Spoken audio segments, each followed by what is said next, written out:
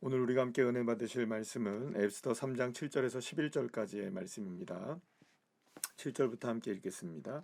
아하수에로 왕 제12년 첫째 달 곧 니산월에 무리가 하만 앞에 선 날과 달에 대하여 부르 곧 제비를 뽑아 열두째 달 곧 아달월을 얻은지라. 하만이 아하수에로 왕에게 아뢰되 한 민족이 왕의 나라 각 지방 백성 중에 흩어져 거하는데 그 법률이 만민의 것과 달라서 왕의 법률을 지키지 아니하오니 용납하는 것이 왕에게 무익하니이다. 왕이 옳게 여기시거든 조서를 내려 그들을 진멸하소서. 내가 은 1만 달란트를 왕의 일을 맡은 자의 손에 맡겨 왕의 금고에 드리리라 하니, 왕이 반지를 손에서 빼어 유다인의 대적 곧 아각 사람 함무다다의 아들 하만에게 주며 이르되 그 은을 내게 주고 그 백성도 그리하노니 너의 소견에 좋을 대로 행하라 하더라. 아멘. 할렐루야. 하만은 모르드게의 일에 분노를 느낍니다. 하만이 모든 사람들에게 절을 받게 되고 하만의 앞에서 모든 사람들이 무릎을 꿇게 되지만 이 모르드게만큼은 하만에게 무릎도 꿇지 않고 또 절을 하지 않았던 겁니다. 많은 사람들이 모르드게에게 도대체 왜 그걸 안 하느냐, 무릎을 꿇지 않느냐, 절을 하지 않느냐, 그렇게 묻자 결국에는 이제 모르드게가 자신의 출신을 이야기하게 되죠. 자신이 유대인이다라는 이야기를 합니다. 그러니까 곧 유대인이라는 말은 우상 앞에 절하지 않고 또 어떤 형상에서도 절을 하지 않는 것이 유대인의 율법이었기 때문에 그 율법을 지켜내려면 결국에는 모르드게는 끝까지 하만에게는 무릎을 꿇지 못한다. 나는 그것 때문에 말하자면 내가 섬기는 하나님 때문에 그 율법을 지키기를 원하기 때문에 결국에는 나는 하만에게 절을 하지 못한다라고 이야기했던 것입니다. 이러한 소식을 이제 하만이 알게 되자 하만은 모르드게뿐만 아니라 이스라엘 민족 전체를 죽이려는 계획을 세우게 됩니다. 왜냐하면 모르드게 한 사람으로 끝나지 않을 것이라는 걸 알았기 때문이었습니다. 만약에 모르드게를 그냥 방치해 두게 되면 또 다른 유대인들이 자신에게 절을 하지 않을 것이고, 그렇게 되면 유대인들 전체가 다 하만에게 어떠한 뭐랄까요, 온전하게 순종을 하지 못하게 될 것이기 때문에 차제에 하만은 모르드게를 비롯한 모든 유대인들을 페르시아 제국에서 완전히 싹쓸이하기를 원했던 것입니다. 특별히 하만의 출신이 바로 아각 사람이었다는 것, 그리고 또 아각은 바로 어디의 출신입니까? 바로 그렇습니다. 아각이 아말렉의 출신이었기 때문에 이 아말렉은 늘 언제나 누구와 대적적으로 싸우고 있었습니까? 이스라엘과 싸우고 있었습니다. 물론 하만도 그걸 잘 알고 있었을 겁니다. 자신의 조상들이 어떻게 이스라엘과 싸워왔는지, 어떻게 이스라엘에게 패배를 했었는지. 그러니까 아말렉 사람의 후손으로서 하만은 늘 언제나 이스라엘 백성들이 눈엣 가시였던 것이었습니다.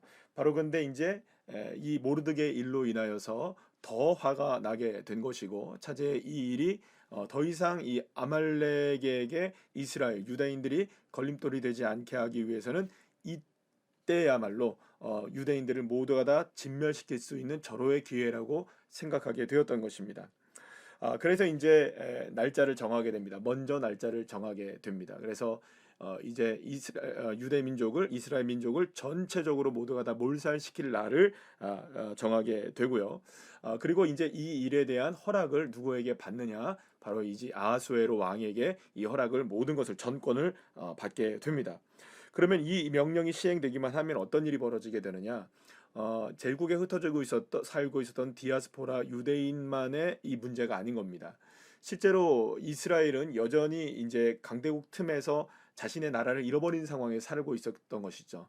그러니까 결국에는 지금도 여전히 페르시아라는 나라에 이스라엘이란 나라 자체가 지금 이제 가나안 유대 땅, 또 예루살렘 마찬가지로 모든 그곳이 지금 다 이제 그곳에 페르시아의 점령지였기 때문에 사실상 이 법이 만약에 시행이 된다면 단순하게 그냥 지금 수상궁에 살고 있었던, 페르시아 살고 있었던 그 사람들만 문제가 아니라, 모르드게의 문제가 아니라 궁극적으로는 더 넓게 이야기한다면은 이스라엘 백성들 모두가 다, 그러니까 완전히 이스라엘 백성들 모두가 다 진멸될 수밖에 없는, 씨가 말라버릴 수밖에 없는, 완전히 이제는 모르드게 한 사람 문제가 아니라 민족, 이스라엘 민족 전체의 문제가 되는 상황까지도 펼쳐지게 되었던 것입니다. 자, 어찌 보면 모르드게가 하만에게 사실 무릎을 꿇기만 했어도, 자존심을 버리고 하만에게 절하기만 했어도 이러한 지경에 빠지지 않게 되었을 것이라고 우리는 생각할 수가 있을 것입니다. 자, 그러나 정말 이것이 하나님이 원하는 것이 바로 무릎을 꿇는 것이고, 요 위기를 잘 모면하고 절을 하면은 위기를 모면할 수 있게 되었을 테니까, 그렇게 되는 것 정말 하나님이 원하셨을까요? 그러면 이스라엘은 계속해서 안전을 보장받을 수 있었을까요? 사실은 이 안전함과 형통함을 생각한다면 모르드게는 너무나 무책임한 일을 한 것이라고 볼 수가 있습니다. 어쩌면 이 일 그대로 만약에 이루어지게 된다면, 그래서 이스라엘 백성들이 모두가 다 진멸하게 된다면 모르드게는 이스라엘 민족을 멸망시킨 원흉이 될 수도 있는 그런 사람이 될 수 있는 것입니다. 그래서 많은 사람들이 모르드게를 욕할 수도 있을 것입니다. 모르드게의 문제가 크게 보일 수도 있을 것입니다. 모르드게 한 사람만 하만에게 절하면 되는 일을 왜 이렇게 크게 확대시켜서 결국은 이스라엘 백성들 모두를 위험에 빠뜨릴 수 있느냐라고 모르드게를 향해 손가락질할 수 있을 것입니다. 그런데 그러면 여러분 한번 생각해 보시죠. 만약에 이렇게 모르드게 한 사람이 무릎을 꿇게 되면 이 모든 문제가 해결되었을까요? 그렇지 않습니다. 이 싸움은 실상은 보이지 않는 싸움이 계속 진행되고 있는 중에 모르드게에게 드러났던 사건이었습니다. 왜 그렇습니까? 사실은 이 싸움은 모르드게 한 사람으로 끝나는 사건이 아니었습니다. 모르드게 이후에 또 다른 모르드게가 나오게 되면 그때마다 하만이 또 나오게 될 것이고, 또다시 하만이 등장하게 되면 계속하여서 이스라엘 백성들은 이렇게 싸워야 되는 것입니다.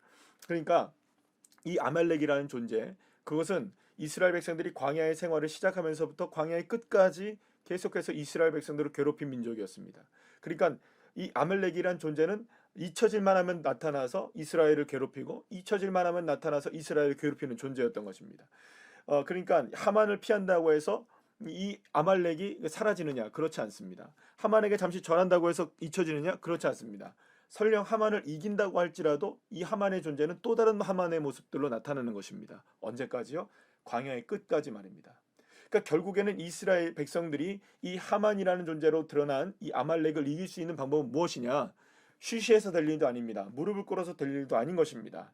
바로 딱 한 번 이 승리의 기쁨을 누리게 됐던 그 하나가 바로 이제 이스라엘이 어떻게 해서 아말렉을 이길 수 있느냐, 그것에 대한 그 가늠대가 되었던 것이 있습니다. 바로 모세가 산꼭대기에 올라가서 손을 들어 기도한 것입니다. 여러분 여기서 잘 기억해 보십시오. 이 모세가 산꼭대기에 올라가지 않을 수 있었겠죠.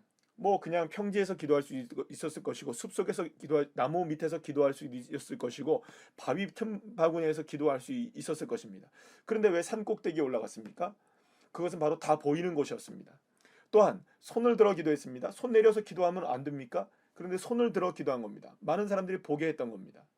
그러니까 손을 들어서 하나님 앞에서 산꼭대기에서 하나님 앞에 기도했다는 것은 모든 사람들이 지금 이 전쟁이 손을 들어서 기도하는 모세로 인하여서 지금 이기고 있다는 것을 누구나 다 보게 했던 겁니다. 사랑하는 여러분, 여호와 니시의 역사가 바로 그렇게 일어났던 것이고, 아말렉을 그렇게 물리치게 하나님께서 하셨던 것입니다. 아말렉을 물리칠 수 있는 방법은 딱 한 가지입니다. 하나님 앞에 보이게 손을 들어 기도하며 간절하게 나가는 것, 딱 한 가지 방법밖에 없는 겁니다. 숨어서 될 일이 아닙니다. 무릎을 꿇는다고 될 일도 아닙니다. 그것도 이것을 갖다가 잘 넘긴다고 될 일도 아닙니다. 이 아말렉이라는 존재, 하만이라는 존재를 이길 수 있는 유일한 방법은 여호와 하나님을 드러내는 방법밖에 없는 겁니다.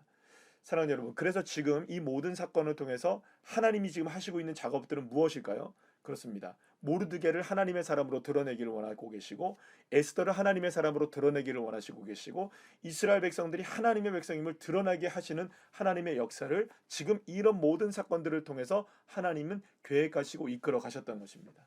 그러니까 결국에는 지금 이스라엘 백성들은 엄청난 위기를 당했습니다. 엄청난 시련을 당하고 있습니다.